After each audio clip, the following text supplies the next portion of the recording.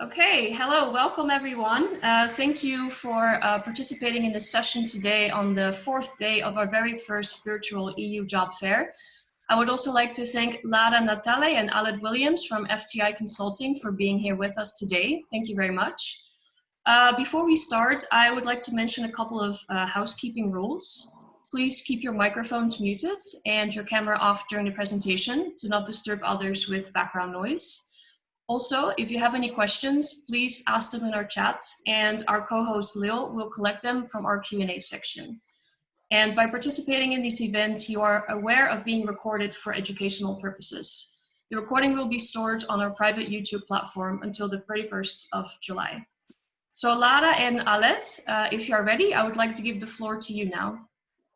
Brilliant. Thank you very much, Tessa, and thanks to everybody else for joining and for taking the time to join from, I guess, wherever you are. We did this presentation, I think back in February, but Lara and I were kind of standing next to each other, and the people listening were obviously in the same room. So this is the first time we're presenting remotely. So please bear with us. But I hope, above all, it's useful, and we'll have a little presentation. But just getting your questions at the end and having a conversation about public affairs in Brussels is what we'd like to do.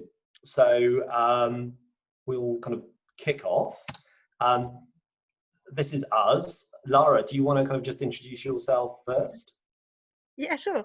Hi, everyone. Thanks for joining us today. Thanks to Aaron, Tessa, Lil, and all the team for inviting us to present. My name's Lara Natale. I co-lead the Tech Media Telecoms practice at FTI Consulting. I've been here for just over 2 years.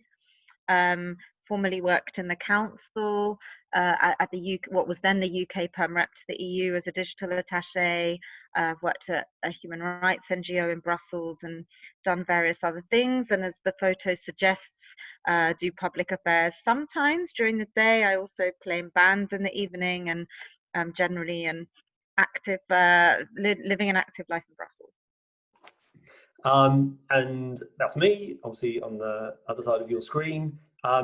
My first job was actually working for the European Commission in their office in Cardiff in Wales, doing press and media work for 4 years. That office, because of Brexit, has now been closed down, unfortunately. But that's where I started, and then I worked at the UK government doing media relations and communications work. And then I joined FTI Consulting 4 years ago, and I do communications advisory work, strategic comms, media relations for a whole load of clients, including quite a bit in the tech space. So that's hopefully kind of a bit of a intro into who we are. And like we said, this is not, work doesn't have to be kind of all consuming. However, you don't really want to know about us. You want to know about what public affairs is. So there's a slide there with just a bit of an explanation as to what public affairs is, and people sometimes there's a different understanding in Europe as to suppose in America as to what public affairs actually means, whether it's a good thing or whether it's a bad thing. But here's a couple of definition there for you to have a look at. It's about either kind of influencing government, advising people how to interact with government, and the European Commission, Europa itself, has a definition in there about the legitimate need for decision making of different interest groups. That could be NGOs, it could be businesses, trade associations. The need for them to be part of the decision making process, because obviously you have policymakers, you have civil servants, you have politicians who are advancing the policy process in Brussels. The policy process is impacting on how businesses run their affairs, on various organizations, on people's lives. And I guess to make better policy, then policymakers want to hear from different institutions and bodies to try to kind of feed into that process a bit. So that is our kind of definition of what public affairs is.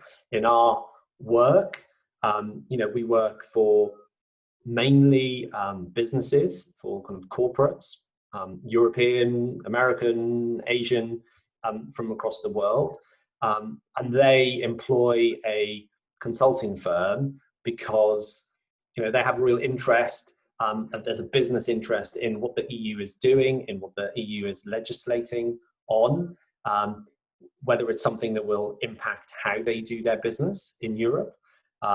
Possibly it's something that they can contribute to the kind of the policy making process as well.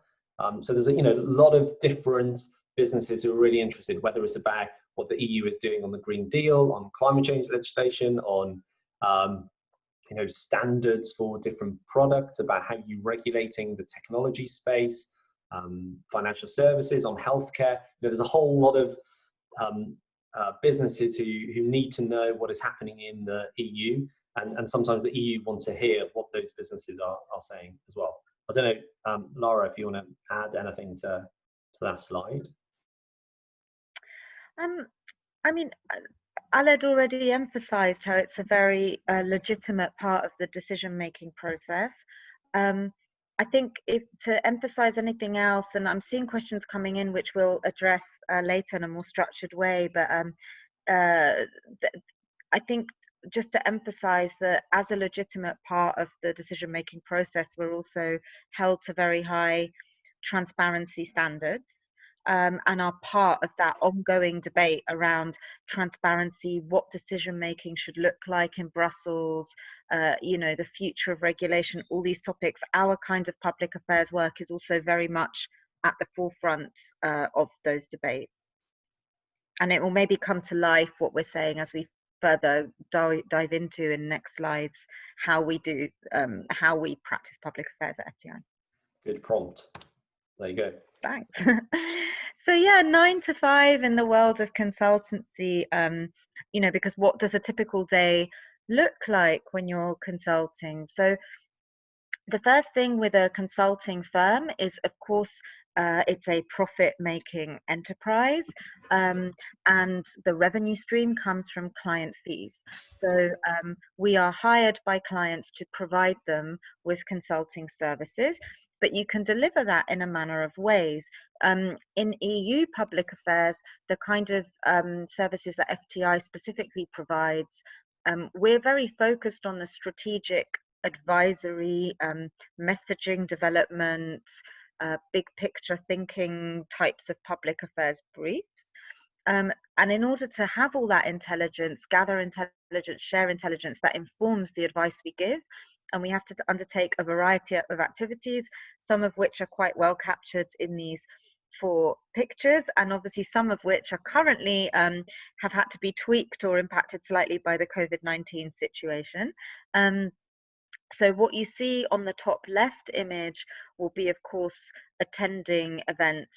That the sort of it's one of the bread and butter of the policy making debate in Brussels, is discussing, deliberating, cogitating ideas before and during the process of legal deliberations. So as a consultant, you might either directly on request of a client, or for your own general understanding to inform the advice you then give a client, you may go to a seminar on, so in the tech sphere, we're paying a lot of attention to, for example, the debate on artificial intelligence regulation, AI. So let's imagine that top left photo is a panel discussion on ethics in AI, say.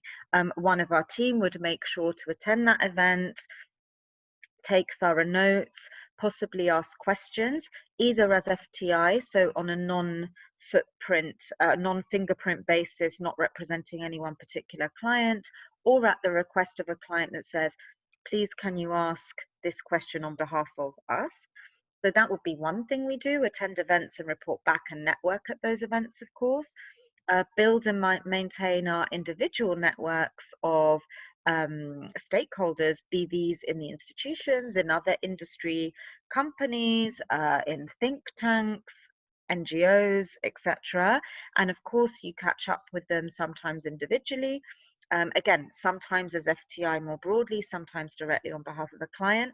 Of course, at the moment with COVID-19, we've all switched to virtual coffees.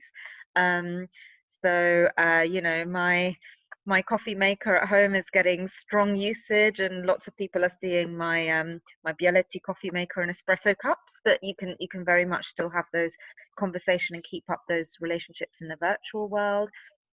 You see on the bottom left image, you know, European Parliament plenary session there. So we would of course follow committees, hearings, things like that, both to be up to speed on the debates, to feedback to clients, to pick out observations, etc. And there you see the Commission. We of course have meetings with decision makers ourselves also. Those are some of the activities. We also FTI, which we'll talk more about FTI as an office and as a company, but we exchange a lot of internal information too. So we, as part of the 9 to 5, you would also meet within your teams, your client teams, or as the broader FTI practices in the tech, media, telecoms team. There are 16 of us, and we'll exchange information. You might be writing a new strategy for a client based on all the information you've gathered. So it's a very, very varied working day. I'm sure, Aled, there must be activities I've left out also, what you might do in a 9 to 5. And there's also, I guess, on the, for example, we both come from a you know, kind of a council member state background. A lot of colleagues, we have colleagues in the office from member state backgrounds. We have colleagues in the office from European Parliament's background, from done commission internships, or even people who haven't had experience of the institutions. But I think the kind of, you know, the bottom right picture of the Berlin on there, there's a lot of I don't know, kind of providing advice and experience of how, you know, how things work in Brussels for you know, for clients. Clients are sometimes based in Brussels, sometimes they know how the EU institutions work, but then sometimes you have a call with, I don't know, a business from Poland or from the US or from Japan, and, you know, trying to explain to them what the European Commission, the European Parliament, the Council is, you know, takes a whole Zoom call of itself. So you add value to your clients by being able to explain, you know, it's actually important that the European Commission is saying this, or actually you should probably disregard the view of that particular MEP, or actually, you know, the new Finnish position paper on X subject is probably going to get support from other member states. So it's also a bit of a kind of an experienced inside track as to, you know, how the EU actually works. And I guess you are now getting a good feeling for that, you know, working in your various kind of units. And that's, you know, really valued by clients. It's not about the kind of the theoretical textbook examples of how the EU operates. People want to know how it actually operates as a political policy-making institution. I hope that kind of captures a lot of it. There's also, you know, things like, you know, there'll be a lot of announcements from the European Commission, for example. So, you know, yesterday, for example, the Commission announced a paper on the role of disinformation during the COVID crisis. And so, you know, a lot of clients will be really interested in that. They'll want to know what that paper from the Commission says. Do we kind of summarize it for them? There was a press conference by Vice President Jourova and Borrell. So again, kind of covering that, giving, you know, some kind of sharp snippets of what was said, trying to understand why the Commission is coming up with that. You know, that's another example of the kind of things that we do and cover. Here we are. I saw someone ask me what FTI stands for, Theo, I think. Now it doesn't actually stand for anything, it just stands for FTI. But in the olden days, I think it used to be called Forensic Technologies International, because the firm was actually started doing something completely different to public affairs. It was started in the US, doing a lot of due diligence work, kind of legal work, and is very kind of technology based. But over the kind of past decade, it's expanded a lot to offer a kind of cross business advisory function. So we do communications, we do public affairs, but we also do corporate finance work. If a business is in trouble, then we can come in and help them with that, and a lot of different things. We have offices across the EU, Germany, and the UK. Where else? We're in Spain, we're in Ireland, and in Belgium, of course, and then across the world. And we're an office of, I don't know, kind of over 70, possibly kind of 80 people in Brussels now, with a lot of nationalities. So it's a very, or the office itself, when we were in there, you hear a lot of different languages every day. So it's it's a very kind of vibrant place to work. And I guess I can't remember if we kind of covered this, but just in terms of PA, and I know Lara mentioned transparency, that's extremely important. And forgive me if you mentioned this, but as part of the kind of the role of public affairs and consultants in Brussels to work, we have signed up to something called a PACA, which is the kind of a code of conduct for consultants. And that means that every client that we have, where the work involves kind of EU public affairs and lobbying the Commission, we have to list those clients on the Commission's website, on the Transparency Register. So it says exactly who we work for, and it also gives a kind of a range of the revenue we have from those clients as well. So just to kind of re-emphasize the transparency point there. And then just in terms of our office in Brussels, both Lara and I work a lot on technology issues, but we've also got teams who are covering healthcare. We've got a team covering financial services, a team covering transport and energy issues, a team covering, they're called legal services, but it's kind of EU competition, antitrust issues and trade disputes. And then we've got more of a cross-cutting team that's focused on corporate reputation. So that's the media relations, social media strategy type of team. And that's our structure. And increasingly, I think we're working a lot together. So a tech client might be interested in financial services issues. An energy client is interested in data issues. So there's a lot of kind of cross-cutting work, I think, now in the office. Maybe we could add, Ale, there are also some sort of mini practices within those teams. For example, we've been building a sustainability practice that spans, from sustainable finance to sustainable energy issues. Many of them advise tech clients also. Aled mentioned trade disputes, so increasingly trade is sort of a mini team within the corporate reputation and sort of media relations communications. There's a cluster of people that specialize in crisis communications. So once we put all that expertise together, you very quickly get to the numbers we're seeing here. And actually, I think we're getting close to 90 now.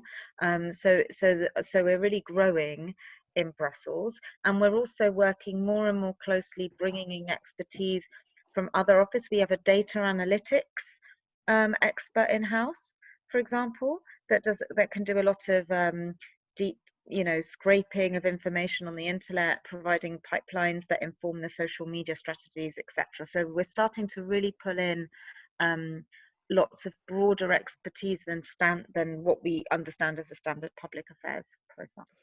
I'm conscious of time because we're supposed to end at 2, and I want to make sure that people have no, but it's questions. okay. We have the time to go a bit over time because we also started a bit late, and there's Okay. no session after this, so we can go a bit over time. Don't worry, it's fine.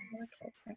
So I don't know. Look, this is the kind of people who might be interested in consulting and public affairs. Happy to go over that. What you get out of consulting and public affairs. But actually, possibly it is better just to, take questions. If people got questions, then that might be more valuable to people. There we go. Definitely. Thank you so much. Would it also be possible to share your presentation with us afterwards so we can share it with all the trainees? Of course. Oh, great. That's great. Thank you so much for this presentation. I also really appreciated your personal touch in the beginning. to show also the other side of your work. That was really nice. And we have a couple of questions. And Alec, you mentioned in the beginning that you worked for the Commission for 4 years before you joined FTI Consulting. And someone actually has a question about this, because if someone worked for the institutions for a long time, would they be hired in the private sector, in this case as a public affairs consultant at FTI? Or would this mean that you would have to start again because it's perceived as a career change? No, I don't. So it was in the UK's permanent representation to the EU I work, not in the Commission, similar to Lara. So I think as a consultancy, we want people with lots of different backgrounds, expertise, because actually kind of clients don't want a cardboard cutout of the same kind of people who've got the same kind of experience. So on your first day in our office, whether you are coming in as an intern or as a senior managing director, you're going to have kind of a learning curve, some kind of learning curve. If you come in with EU institutional experience, then that is fantastic for our clients, because one of the points we made was, clients want to know how the institutions work. So you're ticking a box there, so you can get started. You're ticking a box in terms of how the process works. You might have a policy expertise that will help the client. What you won't have is the experience of possibly, consulting, of how do you kind of advise a corporate client. But that is stuff that you learn.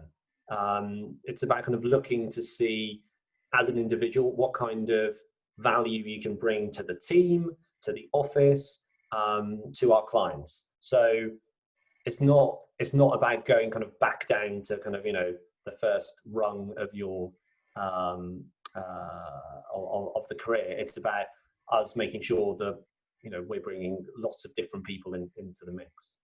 Yeah, I mean, maybe just to add to that, because I made the leap myself just a couple of years ago. I mean, the experience in of itself definitely adds value to a client. If you are a business in Brussels and you are engaging a consultancy to help you with your public affairs work, you're wanting to add value to your own in-house efforts by gaining perspectives you don't have in-house, by having a sounding board, and some extra support, because a lot of in-house offices in Brussels for companies, the government relations departments, they're very small. Sometimes it's one person, sometimes it's nobody, sometimes it's 2 or 3 people. So a consultancy team is a long arm. And for example, myself as a practice lead, it's part of my job to look at what kind of advice the client needs and construct a team accordingly. Some clients, they really want to understand the nitty-gritty of what, say, DG Connect is doing and thinking about. So there, if we bring in someone who's worked in the Commission a long time, even if it's not in that particular DG, they know how the Commission works, that's valuable, and you bring them onto the team. And the skill is really in translating the conversation happening inside that institution, because the EU institutions have all their own jargon and all their own processes, and trying to unpick it and translate it into what it means for your business. And that's usually the learning curve. And the learning curve is also understanding that our time is commercial. So clients are paying us a fee. In the FTI case, it's often a monthly fee, so it's a retainer fee, but whoever's managing that account has to manage the budget. So you have to think of, you have to think of, this is going to take X amount of time, is it worth it? Not in a super strict way, but we have to just build in those considerations as well, of value, of advice and time. But that really means that insider knowledge is valuable, because without it, those who haven't worked in the institutions before, we're often grasping around to understand certain things or get hold of that information. So that's why we need all kinds of expertise, basically, is the top line answer. And it definitely does not mean a big decrease in seniority. Right. And like with any new challenge or change, there's a learning curve. But that should be an exciting, challenging one, where people often say, and this definitely happened to me, and I'd like to stress this point, I feel like the experience I had in the council or even in an NGO, that I appreciate it myself much better now and understand that experience much better for the fact that I have to draw on it and use it so directly for clients. It's one of the nice things about the job. Oh, yes, thank you very much both for your extensive answers. I will go to the next question now. You also showed us that you have many different offices in different locations. So someone was wondering, if you are an EU affairs consultant, is it easy to change countries and companies? Let's say for us trainees, let's say we are hired here in Brussels, and then afterwards we would like to return to, let's say, our home country, like Italy or Spain. Would this be easy to do as an EU affairs consultant or not? In general or within FTI consulting? I think the experience of consulting on EU public affairs is definitely translatable in market, definitely, because Brussels is a policy-making regulatory hub. The EU is setting standards that apply within all the markets, within all the countries, and even globally, right? So as experience, if you work on EU public affairs in Brussels, and we have this sometimes among our own staff, of course, is that people want to go back to their home countries, and they generally return to excellent roles in the area. So yes, basically, the experience definitely translates. In terms of FTI consulting as a company, and that's why I asked what angle the question was based on, we have offices in some of those countries, and there is the possibility of movement within the firm when there are openings. For example, it's not a systematic exchange scheme or anything, but we do have people who work to FTI Brussels that then want to move back to another country or to their home country, and have transferred into those offices, really leveraging that Brussels expertise to bring to the national work. So yes, in other words. Okay, yes, it is possible. Okay, great, thank you. The next question is about the workload. I think many people have probably heard that to work as a consultant, it can be quite demanding with long working days. Someone would like to know if the normal day of a consultant is really a 9 to 5, as you showed in a previous slide, or would you rather say it's 9 to 9? I think it completely depends. I think it's a service industry. So, we are there, kind of employed by our clients to help them when, at a time of need. So, ideally our work is structured and we can plan ahead. We can really think and do really great work for them. But then sometimes something really bad happens, or something really urgent happens. You get a call to say, our CEO or our head of Europe is coming into Brussels next week. They need a briefing on everything that the Commission has done on banking reform, and we need it by 9 o'clock tomorrow morning, and it's 5 o'clock at night. So you have these occasions where, like, sometimes you have to kind of suck it up and kind of all hands on deck. It's a very kind of collaborative work. So it's not like, you're not just kind of like dumping a whole load of work on one person. Usually it's kind of, okay, can I help? Can you help? If you do this, I'll do this, and we can get it done, and then kind of go home and do whatever we want to do. But yeah, it's not a 9 to 5 job. I think ideally, if we kind of plan ahead, we can do, we try to take it as seriously as possible in terms of trying to make sure that resources are used and allocated across the office. So, you don't have like a big spike in one team and everybody else is kind of nice and quiet. I think, trying to use people and utilize people to the best extent, looking after people as well. But, there's just, if you're working in in a cabinet of a commissioner, then, sometimes, something happens and you have to get it done. Yeah, I would agree with that. I would also add, though, that, the very nature of the fact that we sometimes have to be flexible for clients means that FTI is very flexible in return. You know, if you've been working on something till 9 o'clock because of the unavoidable deadline, and what I would say about the tech sector, for example, is many of the headquarters are in the US and even in the west coast of the US, which means they're working, 8-9 hours behind. And sometimes these urgent requests can come in towards the end of our day with a short turnaround. I mean, the flip side is, we'd be like, you don't have to come in for 9 a.m. the next day if you don't have anything, or, you can claim that time back another time. So, so as Aled said, like, yes, there are reactive requests that come in from clients that we can't always avoid. The other thing which plays out sometimes is that, of course, we need to win new business too. And at FTI, we're focused on that so that we can give all the talent that joins us opportunities to grow, develop, get promoted, do lots of new things. And sometimes the request to write a proposal for that business can also be quite short notice. And, that's another example where we have to prioritize, recalibrate, and sometimes pull a later night. I do want to emphasize, though, that weekends are extremely rare, if ever, and we really try and protect people's holidays. So the days, sometimes there are spikes, but it's not a 24/7 kind of industrial role either. No, right. Yeah, I understand. Thank you so much again for your extensive answers. I think we are slowly running out of time, though. There are still some questions in the chat. Would you mind if we share this with you later on, and maybe you could answer them so we could share it with the trainees afterwards, like we're sharing all the recordings as well? Because I would just like to ask you one more question and then wrap it up, because us as EU trainees, our traineeships are ending soon. So I was wondering if you could maybe elaborate on, do you have any open posts at the moment? And if yes, could you give us an insight into your application process, maybe? So as I understand it, I think we don't have any openings for interns at the moment. When we do, we kind of advertise them. And people send in a letter, kind of CV, and then there's a kind of an interview process. And as I understand, they're kind of paid kind of same kind of level as commission blue book traineeships. So I think kind of, follow the office on LinkedIn.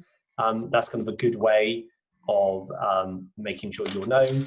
I think that's a good thing. I'm happy to really quickly fly through some of those questions, if that's so. If that helps, as in I can see them on the bottom of my screen. If you want to kind of a 2-word answer to a question. Sure. Yeah. Why not? Sure. So kind of CFA accreditation.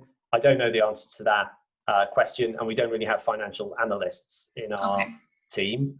But other bits of the business might value CFA accreditation. Business trips completely depends. We might go to Strasbourg, or we might go to a client meeting in Paris. It's pretty rare, really. I'm not on the road much, and it might be for a day or a night or something. There's been occasions where we've kind of gone to another country to work for a couple of weeks. That's pretty rare. It doesn't happen that. Linguists, yes, we kind of love people who talk lots of different language, because you can talk to lots of different contacts and understand things. We don't necessarily use translators, though. I've kind of answered a bit about open positions. If you're really interested in competition antitrust, do send Lara and myself your kind of, CV and a letter. We can always put it on file. So if you're really interested and you really want to work with us, send us a letter. That's not going to, harm your chances. And the recruitment process, because I think one of the questions hinted on that, it's basically interviews, both with, if you're applying within a specific practice. So let's say if it's TMT, Tech Media Telecoms, it would be myself and my colleague to start with, and then lots of other people from different teams to really, test the potential for cross-team working. We also do a written test, but quite a simple one, because drafting is quite a core part of the job, and it's just timed, and it's not there to be marked out of 100. It's more to get a general sense of drafting skills. But the interviews are very much two-way conversations and mutual dialogue, and just testing, expectations of candidates as well, why consulting, what they would hope to get out of it. And on the open positions, I also want to emphasize emphasize that it can change really quickly, because if a new contract comes in and we need resources to meet the demands of that, as soon as we win new business, we grow basically as a company and we hire more people. So even if there aren't immediate openings right now, that can change very, very quickly. So it's definitely worth keeping an eye out for openings, because it's not like a year before there's next an opening or anything. Yes. Great. And you're also open to spontaneous applications, Yes, I understood. yes, Okay, great. That's good to know for us. Thank you so much for taking the time to be here, answer all of our questions, to give us your insights and advice on job opportunities and how it's like to be a consultant. Thank you so much. I appreciate it. And I want to wish you a good rest of the afternoon. Have a great day. And for the participant, thank you so much for participating. Don't forget to attend the other events we have today. We have one at 3, at 5, and again one at 5:30. So please don't forget to join this. Many thanks again to our guests, and I wish you all a great day. Thank you. Thank you you very much. everyone. Thanks for joining. Bye. Bye. Bye.